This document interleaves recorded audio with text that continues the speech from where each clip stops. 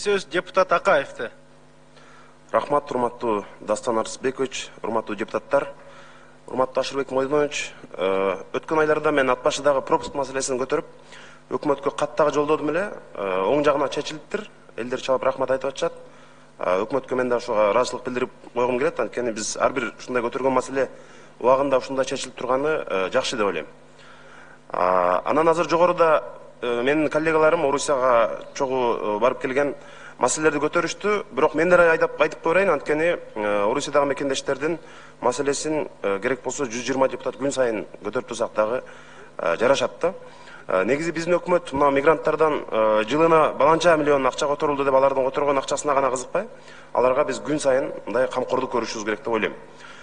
Груз 200 деп коебуз, жанагы жүк 200 жөнүндө Каныбек Капашев айтып келди. Чындыгында жана президент акча бөлгөн. Ошол жанагы бул жакка келгенден кийин маркумдун туугандары же мисалы Лейлектен болобу, Нарындан болобу атайын справкаларды, документтерин көтөрүп алып, ошол Бишкекке келишет экен да. Келип алып туруп анан 10 000 сом, 15 000 сом акча жардам алышат.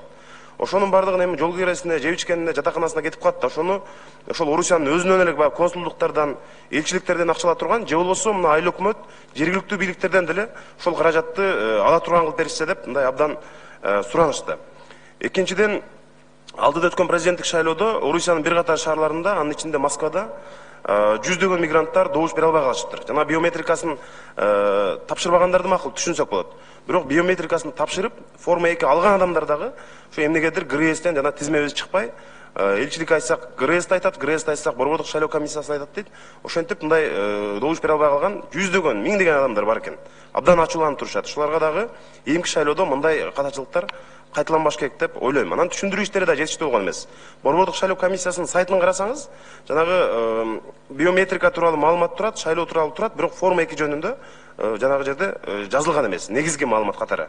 Ошону айтышты. Анан мына бюджетти карап атканда мамлекеттик телеканалдар, КТР болобу, ЛТР болобу, ошол Орусиядагы мекендештерден кабар алган, алардын кубанычындагы, кайгысындагы жума сайын чагылдырып турган бир теле берүү көрсөтүү ачып берүүнү суранышты. Анан негизи эле ушул элчиликке дагы, миграция кызматына дагы биз юристтердин штаттык санын көбөйтүп бериш керек экен өкмөт. Бул юристтер аларга мындай абдан муктаж экен да. Биздин көзүбүзчө эле ошол жерде жаңы барган балдар кыздарды полиция кармап аткан учурлар болду. Юристтер болсо дароо жардамга келип, жанагы укуктук жактан дасыккан юристтер болсо, мисалы, жакшы жардам берет экен да. Ушуга анан чыгып аткан мигранттарга биз аэропорттон жанагы брошюраларды таратып, алар эмнеге укуктуу, кандай нерселерди жасаш керек, кандай нерселерди жасаганга болбойт, ошонун баарын мындай маалыматтык туура саясат жүргүзсөк жакшы болот эле. Ошол Орусиядагы мекендештердин мындай айрым аманаттарын айтып өттүм. Калганын биз комитетте мыйзамга жазабыз. Рахмат. Рахмат. Кийинки сөз депутат Ормоновто. Рахмат, урматтуу төрага, урматтуу депутаттар. Урматтуу Ашырбек Мойдонович, бул маселе жерлерде 2 жылдан бери көтөрүлүп келет, бирок өкмөт буга көңүл бурбай келет да. Мурда айылдарда